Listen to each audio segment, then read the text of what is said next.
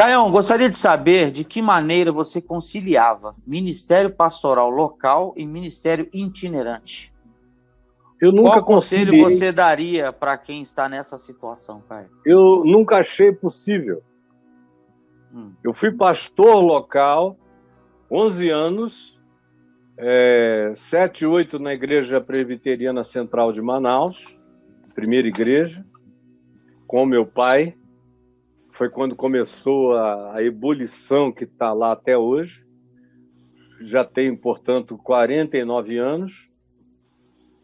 E depois eu fui substituir, suceder o reverendo Antônio Elias na Igreja Presbiteriana Betânia, em São Francisco, Niterói, onde eu fui pastor efetivo no lugar dele por 4 anos, quase 5.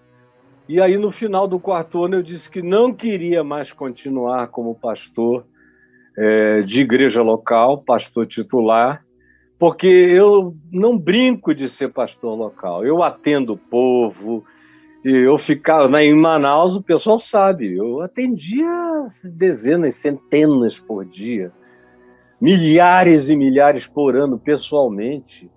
E em Niterói, a mesma coisa, vinha gente do Rio de Janeiro inteiro e até de outros estados para se aconselharem comigo. Tinha dias que eu atendia 30 pessoas num dia. Vai perguntar a um terapeuta o que é atender 30 pessoas num dia. Você tá louco. E alguns você atende meia hora, outros você atende 1 hora, outros atende 15 minutos. Mas outros você fica 2 horas. Eu chegava lá às 7 da manhã e ia embora às 11 horas, meia-noite para casa. Morto. E viajava no dia seguinte. Chegou um ponto que eu tive fibrilação atrial e comecei a ter e ser internado. E minha família com medo que eu caísse morto. E depois eu vi que eu não iria morrer de fibrilação atrial, mas era uma sensação de morte, eu vivia na UTI. E o médico me disse, olha, o senhor faz mais coisas do que eu já vi qualquer ser humano fazer. Então, tire a coisa que mais mexe com as suas emoções. E no meu caso, era a igreja local. Porque como eu não ia lá só para pregar, e depois sair pelos fundos e ir embora, eu ia para a porta, eu ficava lá, eu era o último a sair. Na segunda-feira eu estava lá cedo, eu pregava 4, 5 vezes no domingo, pregava na quinta e atendia gente o tempo todo e viajava enquanto isso. Aí eu falei, bom, o que nada me provoca mais dor, até porque eu comecei a fibrilar quando uma ovelhinha minha, a Elisa, que tinha 15 anos e agora já estava com 18, eu voltei de uma viagem a Goiânia, estava pregando aqui em algum lugar, no Rio Vermelho, algum estádio desse aí, lá de Goiás, de Goiânia. Voltei e eu vi que ela estava morrendo. Eu fui do aeroporto direto na casinha dela, dos pais, do Isara e da Lúcia. E ela estava morrendo. Eu fui para casa chorando, com uma dor enorme. Foi a primeira vez que eu fibrilei, que eu fui para a UTI. E foi quando o médico me disse, olha, assim você vai morrer antes dos 30 anos. Ou com 31 no máximo. Para. Aí eu parei o pastorado paroquial, local, onde você é o pai, é o marido, é o avô, é o irmão, é o tio, é o primo de todo mundo. E também é o inimigo dos mal-humorados, que quando não tem ninguém para odiar, odeia o pastor só porque ele tem um humor bom demais. Então, é muita doideira numa igreja local para você cuidar. E olha que era uma das igrejas locais mais inteligentes, cultas e de gente mais bem preparada do país naquele tempo. Era praticamente a elite intelectual que estava ali. Era só professor universitário e gente muito bem preparada. Enfim, a demanda cultural era muito grande, mas a carência emocional é sempre a mesma. Aí eles me fizeram pastor honorário da igreja, eu fui pastor titular lá há 4, 5 anos e honorário 15 anos, até janeiro de 1999. quando eu deixei de ser. E porque não dá. Aí eu vim para Brasília, já depois de ter parado de viajar. Eu decidi no ano 2000 que eu não queria mais viajar. E aí mudei para cá em 2004, viajando muito pouco. Naquele tempo eu ia muito ao Recife, alguns lugares no Brasil Central e alguns lugares no interior de São Paulo.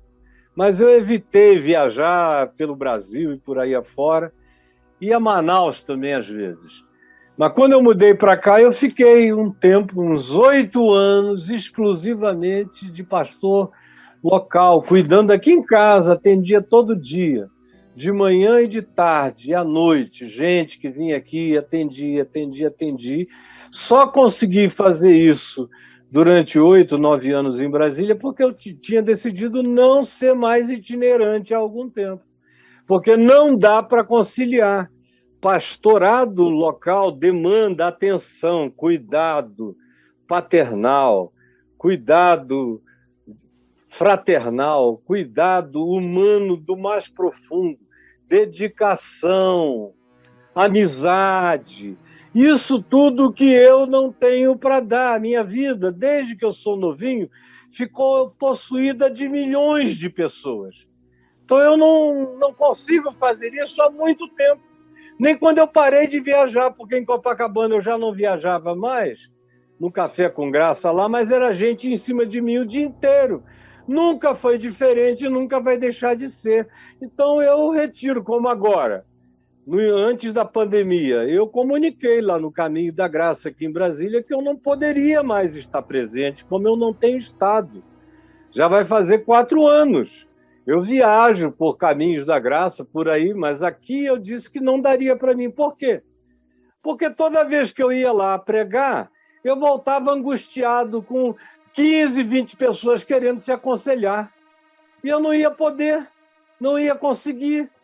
Então eu só ia lá para sofrer a minha impotência de não conseguir atender depois. Então, como eu não brinco de ser pastor, eu parei. Eu atendo gente, todo dia eu atendo. Ontem eu atendi várias pessoas, hoje eu tenho mais 3 pessoas para atender. Mas não é um compromisso prioritário. Eu vou fazendo isso porque o meu coração não aguenta não atender às grandes necessidades e dores humanas. Eu, quando vejo, estou dentro do processo. Agora, não é mais uma coisa que eu faço, porque se eu não fizer, o meu coração vai se sentir culpado. Eu faço porque, em podendo o meu coração, vai se sentir galardoado, gratificado, enchido da alegria de servir, como eu faço em qualquer coisa que eu faço, com paixão sempre. Mas e aí, brother? Acabou. Acabou? Acabou, Caio. Esse cara que fica viajando todo dia e dizendo que é pastor de uma igreja local, não faz nenhuma coisa nem outra bem feita. Nenhuma coisa nem outra. Ele é um itinerante na igreja dele, tanto quanto ele é na dos outros. Então ele só passa lá, prega e sai correndo. Então ele não é um pastor local.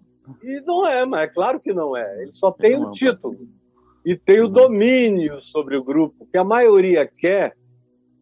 Não é cuidar do povo.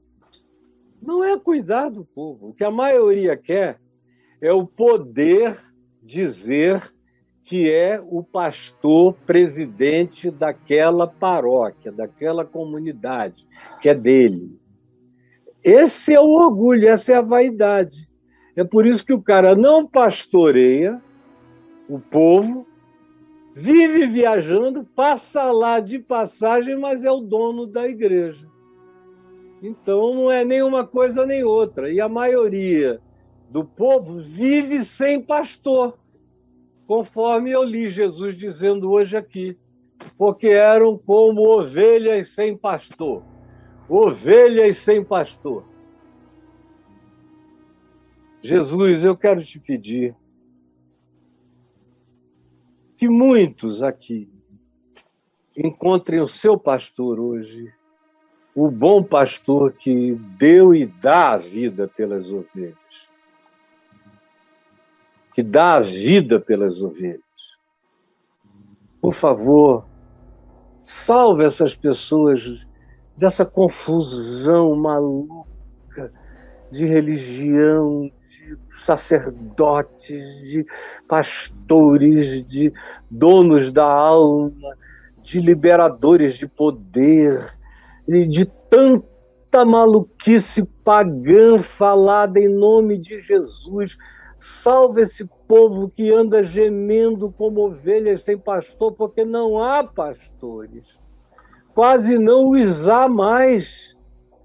E salva-os e ajuda-os, pelo menos, a ouvirem uma boa palavra pela qual o coração deles e delas seja edificado.